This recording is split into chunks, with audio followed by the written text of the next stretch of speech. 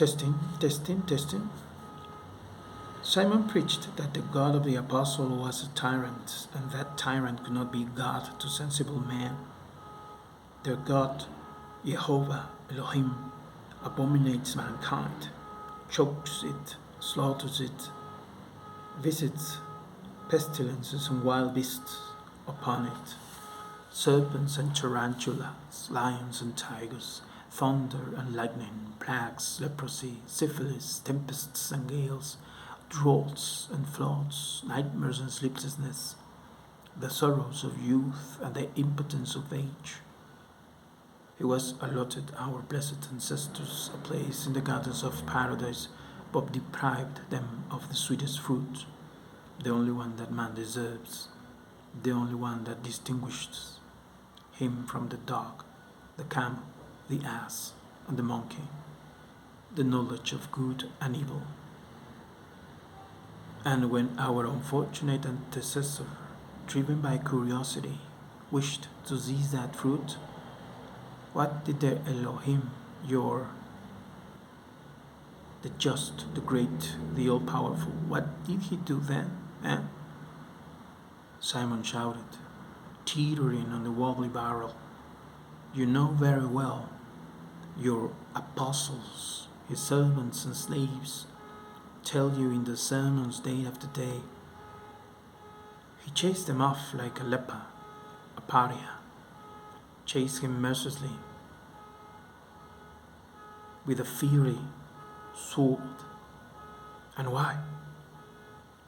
Because he is a God of animosity, of hatreds and jealousy. In place of freedom, he preaches slavery. In place of pleasure, deprivation. In place of knowledge, dogma.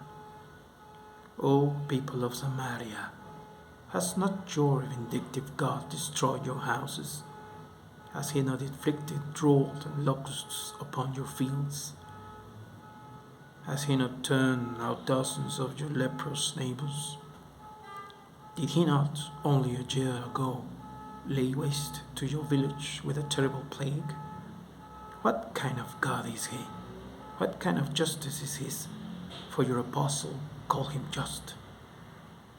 If he continues even now to wreak his vengeance on you for a so-called sin committed by distant ancestors, what kind of justice is his if he visits plagues, thunder and lightning, pestilence, sorrow and misfortune upon you for no other reason than that your ancestors, driven by curiosity, by that living fire which engenders knowledge, dared to pluck the apple?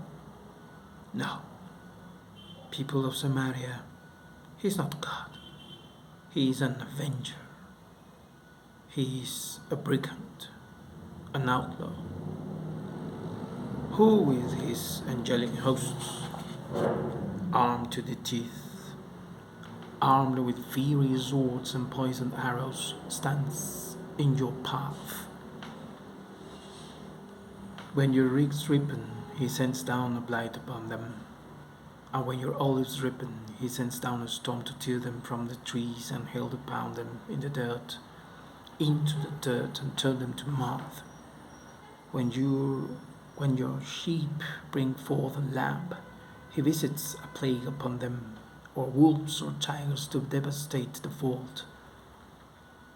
And when you have a child, he visits convulsions upon it to cut short its life. What kind of God is he? What kind of justice is his if he does all this?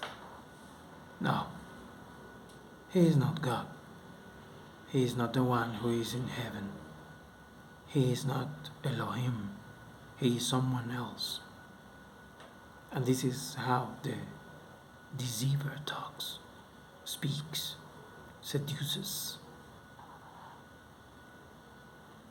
And the seducer continues, for Elohim, the creator of heaven and earth, of woman and man, of every fowl of the air and everything that creepeth upon the earth, the creator of every living thing, the one who raised up the mountains above the seas, the one who created the seas and the rivers and the oceans, the green grasses and the shade of the palm tree, sun and rain, air and fire.